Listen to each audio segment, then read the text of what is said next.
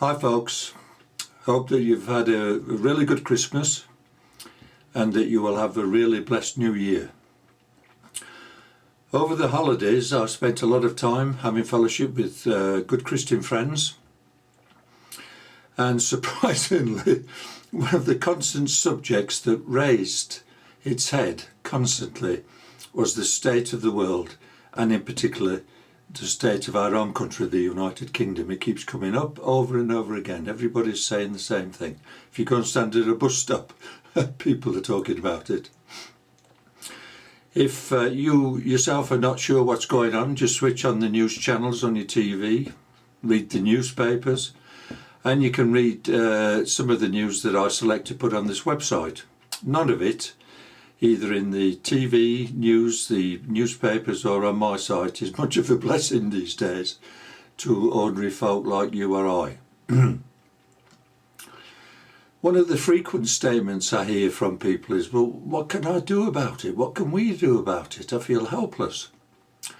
So I thought I would do a brief blog about what we can do as Christians about the state of affairs in our nation.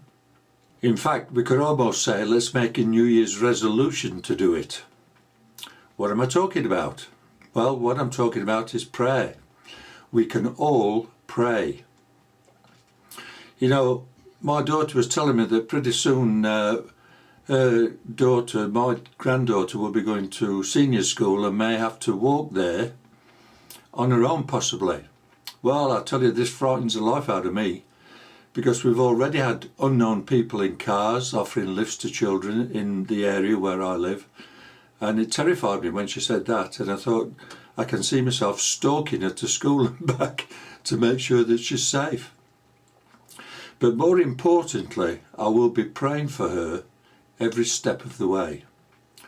Jesus said in Matthew 26 verse 41, watch and pray so that you will not fall into temptation. The spirit is willing, but the flesh is weak. Watch and pray. You know, I think amongst other things, many other things, the church has lost its faith in prayer and its ability to pray in the power of prayer that the Bible talks about.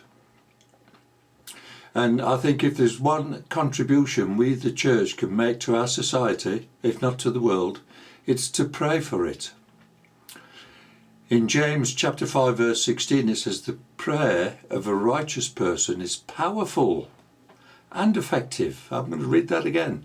The prayer of a righteous person, that's a believer in Jesus Christ, is powerful and effective. So why don't we make a commitment this year to pray for our country and all the evil that we see taking place, to use this power that James mentions. After all, if God has given us such power, he intends for us to use it. And perhaps the bad state of our nation that we're in right now is due to us not using this power in prayer that God has given to us. We need to be praying for our secret services, that they will stay one jump ahead of the terrorists and foil all their despicable plots to blow us up. We can be praying for the government, that they might see that Christianity is not some silly little childish religion to be manipulated, as they are doing, but to see it as a powerful protector of our nation, as it has been for so many centuries. There's an important prayer. Pray for our police to be given insight as to how criminals are operating and to catch them early before they succeed in their diabolical plots.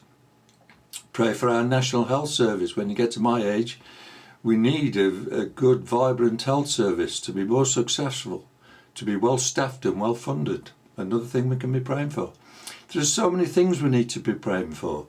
Our young people, for instance, in this land. I'm sure that you can think of plenty more things to pray for. But remember, as a friend of mine used to say, doing it is doing it.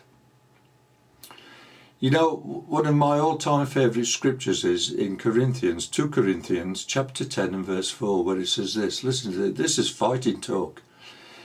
It says, the weapons we fight with are not the weapons of this world, such as guns, bombs, swords, knives, etc. Not the weapons of this world, On the contrary, they have divine power to demolish strongholds. What is this weapon that it's talking about in 2 Corinthians 10:4? It's the weapon of prayer. And we have divine power to demolish strongholds. How many of us realise that we as Christians have weapons that can demolish satanic strongholds? We've got them, folks. We need to use them. And we don't need a government licence for our weapon, because God himself has given this weapon to us and told us to use it freely. So the next time you become worried about the state of our country or the state of the world or whatever concerns that you have, why not take the weapon of prayer out of its mothballs and use it? Maybe I'll talk more about this in days to come. I've been a Christian over 50 years now, and I've seen the way God answers faithful prayers, consistent prayers. I've seen it.